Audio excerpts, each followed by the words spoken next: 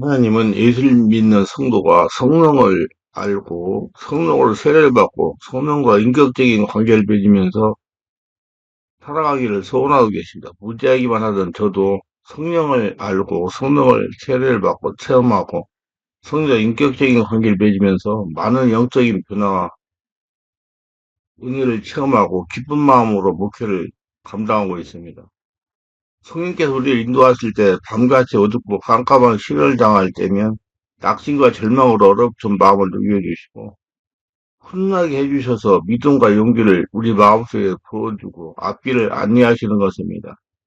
또 우리를 보호하시고 밝은 길로 인도하시며 대낮의 삶의 생존 정령에서 힘들고 지칠 때 낙심할 때 우리를 위로해 주시고 상쾌하게 해주시고 쉬게 해주시고 기쁨과 소망을 주심으로 이 광야학생 세상을 우리에게 승리로 살아가게 만들어 주시는 것입니다.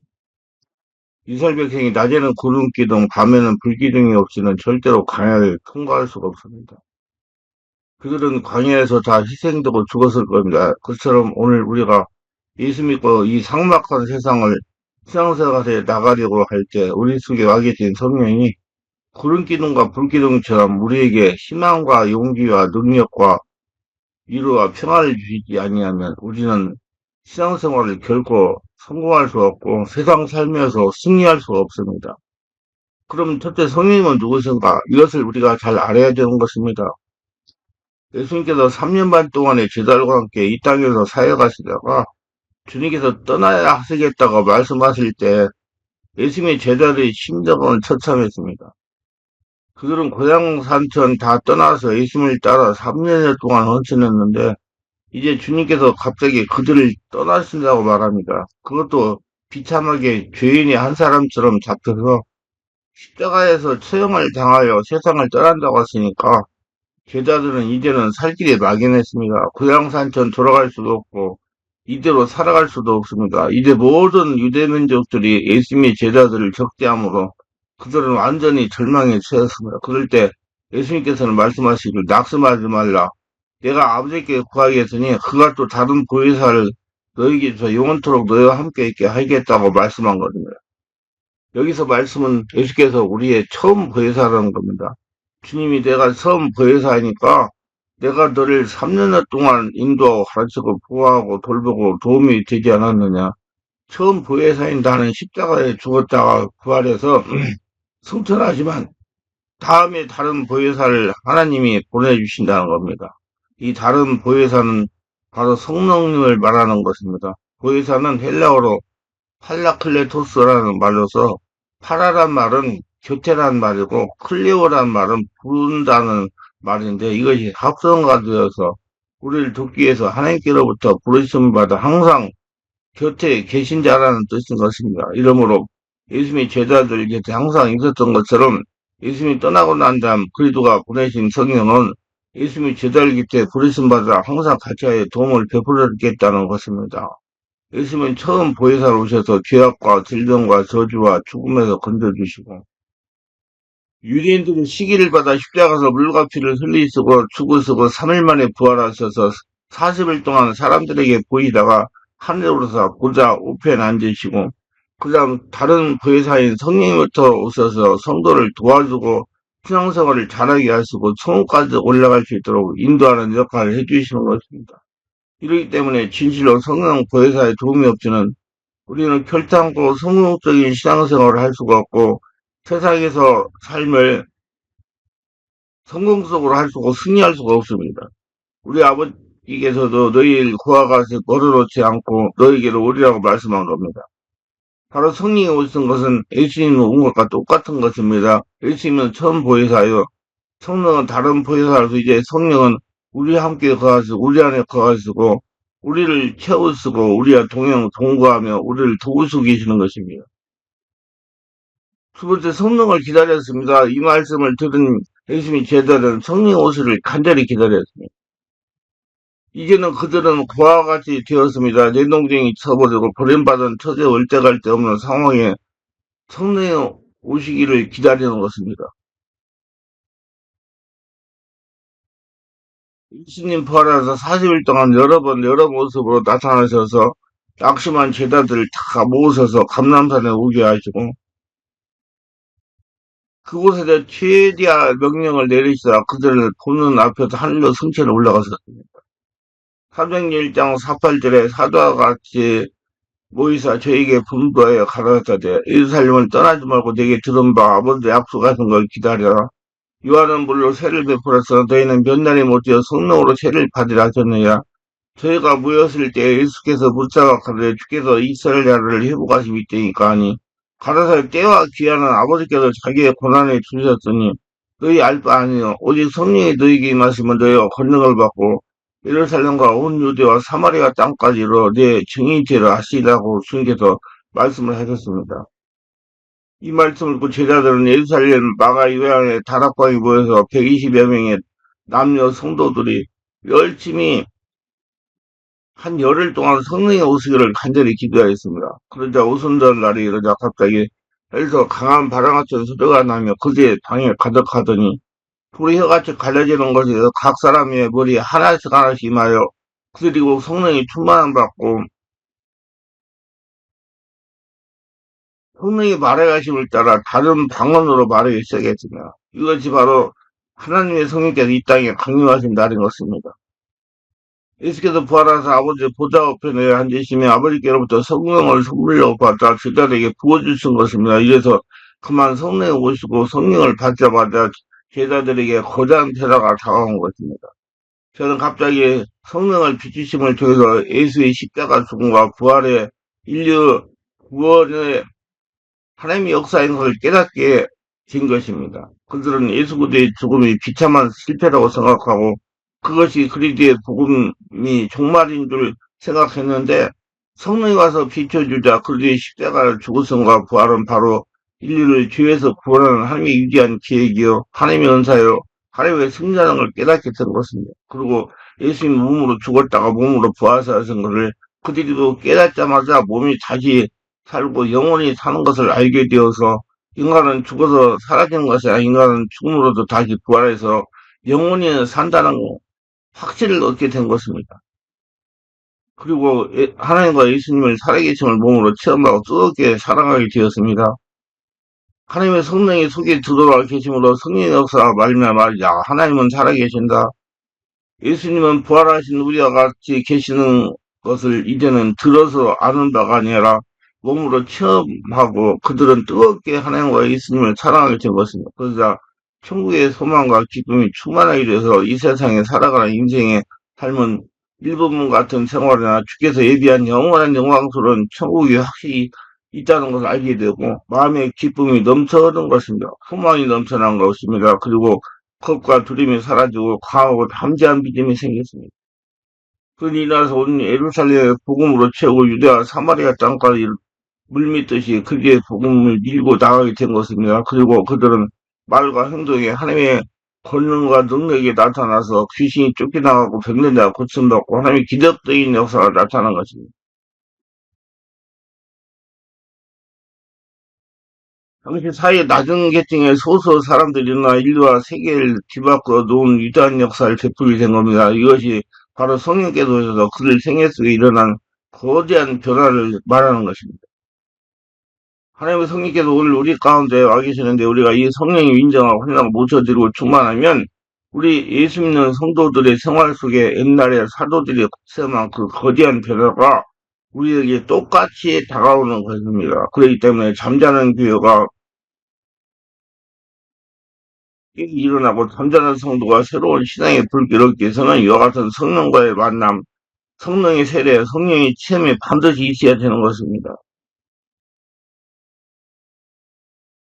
오늘날 주님께서 세상스럽게 성령을 하늘에서 부어주실 필요가 없습니다. 성령 오순절 날 이후 2000년 동안 우리 가운데 와 계신 것입니다. 우리가 예수님을 믿고 회개하고 깨닫기만 하면 성령은 바람같이 불같이 생수같이 우리에게 임하서 역사해 주시는 것입니다. 그래서 여러분 성령 세례를 받으려고 그러면 성령 세례 받은 사람한테 가면 성령 세례를 받을 수가 있습니다. 실제 성령이 도와주는 일을 원하는 일들이 뭐냐 알아야 됩니다. 성령이 우리 속에 와 계시기 때문에 성령은 우리 속에서 내적인 계시를 주시는 것입니다. 하나님의 계시를 깨닫게 하시는 것입니다. 성령은 지혜의 영인 것입니다. 이사야서 11장 2절로 말한 것처럼 여호와이신 곧 지혜와 성령이신 모략과 재능이시니요 지식과 요하를 경외한 저 위에 강림하시라 말한 것처럼 우리 속에 와 계신 성령은 지혜의 영인 것입니다. 지혜란 뭡니까? 어려운 문제에 부딪혀 있을 때 그 문제를 해결할 수 있는 능력을 말한 겁니다. 그러므로 세상의 생존 경쟁은 바로 지혜 경쟁이다. 문제를 해결하고 해결하는 사람은 점점 앞으로 나가 문제에 붙여서 전진을 못하고 주저앉아 있으면 그 사람은 패배하는 것입니다. 그런데 하나님의 성령께서 지혜의 영으로 우리 속에 와 계십니다. 성경은 바라길 너희가 누구든지 지혜가 부족한 꾸짖지 아니해서 후히 주신 하나님께 구하라. 그리하면 주시리라고 말씀한 겁니다. 주님이 나를 믿는 백성은 모래가 되고 꼬리가 되지 않고 위에 있고 아래 내지 않고 위에 있고 아래 내려가지 않고 남에게 구워질지라도 꾸지 않겠다는 것은 주님께서 우리에게 넘치는 지혜를 주시겠다는 겁니다. 그러므로 금을 구하지 말고 은을 구하지 말고 지혜를 구하라고 잠언서에 말한 것처럼 자신의 마음속에 성령이 지혜로서 와 계심으로 항상 성령님께 지혜를 구하세요. 현실 문제를 당했을 때 어떻게 문제를 해결할지 지혜를 구하세요. 성령께서는 지혜의 영이십니다. 성령은 총명의 영입니다. 성령께서는 마음속에 총명의 영이 됩니다. 총명의 영이란 사물을 깨닫는 능력입니다. 성령께서 마음속에 총명의 영이 됩니다. 총명의 영이란 사물을 깨닫는 능력입니다. 하나님의 차원에서 사물을 깨닫게 하는 능력입니다. 마음이 아둔해서 사물을 깨닫지 못합니다. 무엇이 일어나는지 어떻게 되는지 어떻게 될지 모르고 암담하게 있을 때가 많습니다. 요새는 총명이 없이는 생존기에 살아갈 수가 없습니다. 온 세계의 역사를 통해서 또 경쟁을 통해서 무슨 일이 일어날지 빨리 깨닫고 알아채쳐야 됩니다. 총명이 필요합니다. 이 총명은 바로 성령이 우리 속에 계셔서 총명의 영으로 우리에게 깨닫음을 주십니다. 기도할 때, 물어볼 때 깨달음을 주십니다. 빨리 사태를 깨닫고 거기에 대처하면 사고도 미연에 방지할 수 있고 또 새로운 세계를 열어갈 수가 있는 겁니다. 총명은 얼마나 필요한지 모릅니다. 바로 성령이 총명으로 우리 속에 와 계신 것입니다. 성령은 모락영입니다. 또한 성령은 모락이 우리 속에 들어와 있는 것을 모락이라고 말하면 사람들이 잘못되게 해석하는데 나쁜 모락이 아니라 오살 행해 주시는 영이라는 것입니다. 성령께서 이를 성공시키는 가르침을 주시는 것이 모락입니다.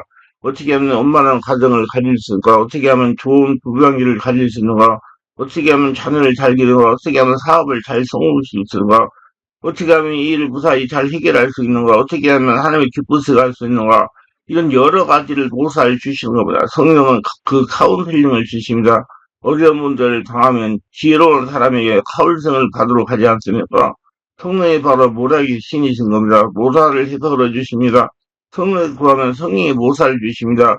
삶을 살아가다가 당한 어려움을 성령과 응하시길 바랍니다.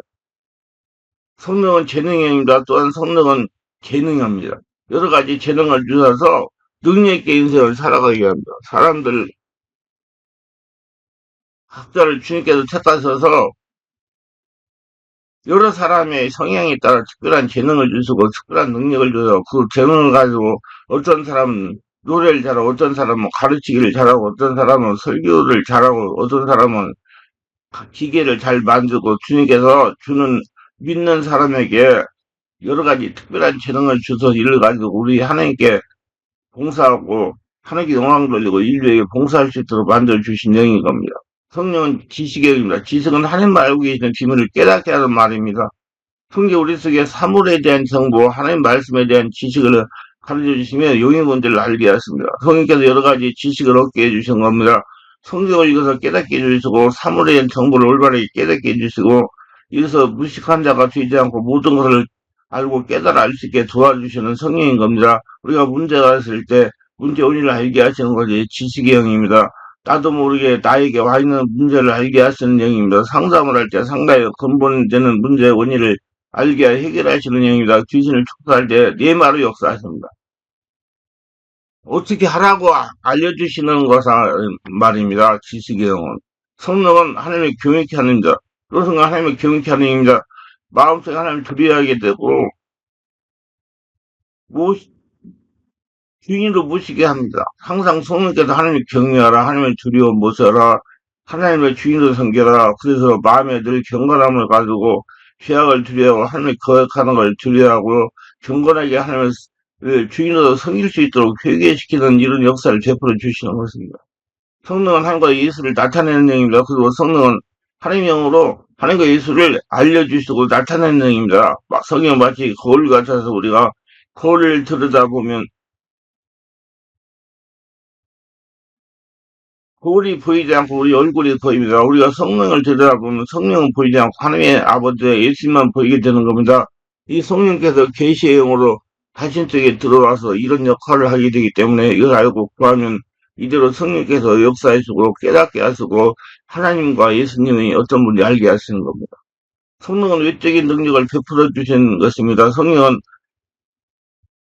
우리에게 치유의 능력을 주셔서 병을 고치고 기적을 행하시고 능력을 행하는 은사를 주셔서 기적을 나타내고 믿음을 주시는 은사를 주시고 예언의 영은 하나님 안에 있는 비밀을 말씀의 비밀을 증거하는 능력을 주시고 말씀의 비밀을 듣고 섬기가는 은사를 주셔서 열심으로 능히 있게 섬기게 해주시고 가르치는 은사를 줘서 잘 가르치게 만들어 주시고 또 권위 즉 위로하는 은사를 줘서 고통당한 사람의 말로서 잘 위로할 수 있도록 그렇게 해주시고 구제하는 살려서 특별히 많은 제사를과 다른 사람들에게 구제할 수 있는 이런 능력도 은사도 주님 베풀어 주시고 다스리는 살려서 행정력을 가지고 잘 다스리게 만들어 주시고 또 긍휼을 베푸는 살려서 사람들을 불쌍히 여기고 그를 도와서 고아와 가부를 잘 감싸준 이런 은사도 우리에게 주시는 겁니다. 그리고 로마서 12장 6, 8절에 우리에게 주신 은혜대로 받은 은사가 각각 사라지고 예언이면 믿음의 분수대로 혹 성긴 일이면 성긴 일로 혹 가르치는 자는 가르치는 일로 혹 권위하는 자는 권위하는 일로 부지하는 자는 헌신함으로 다스리는 자는 부지런함으로 국리를 베푸는 자는 즐거움으로 할 것이니 이와 같은 은사를 섬기고 각각 여러 사람 각자에게 나누어 주심으로 내게 어떤 은사가 있는지 살펴보고 그 은사를 받은 대로 열심히 다해서 충성스럽게 하나님의 주인을 모시고 하나님의 살아계심을 나타내야 되는 것입니다. 성령이 와 계신 사람에게 여러 종류의 은사가 와 계신 것입니다. 자기의 힘으로 하면 안 됩니다. 하나님의 일을 자기 힘으로 안 돼요. 영적인 일, 우리 세상 살아가는 일이 귀신과 영적 투쟁이기 때문에 내 힘으로 안 됩니다. 자신의 와 있는 은사를 사용해야 됩니다. 남의 은사를 흉내내서는 안 됩니다. 성령 각자에게 속상한 은사를 주셨기 때문에 자기의 은사를 생각하고 성령님께 기도해서 은사를 통해서 일하면 인간의 힘으로 상상할 수 없는 큰 역사가 일어나게 되는 것입니다.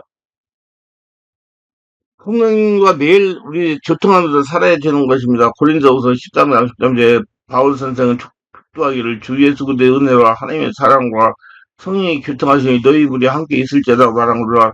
천지를 계시는 하나님 보좌 우편에 보좌에 앉아 계시고 하나님은 예수님 하나님 아버지 보좌 우편에 앉아 계셔서 아버지 하나님과 예수님이 천지를 다스리고 계십니다. 지금은 오셔서 20년부터 보이는 교회, 보이지 않는 교회 안에 와서 거하시고 세상에서 역사하시며 예수를 믿는 사람들의 속에 와서 지금 역사하고 계신 것입니다.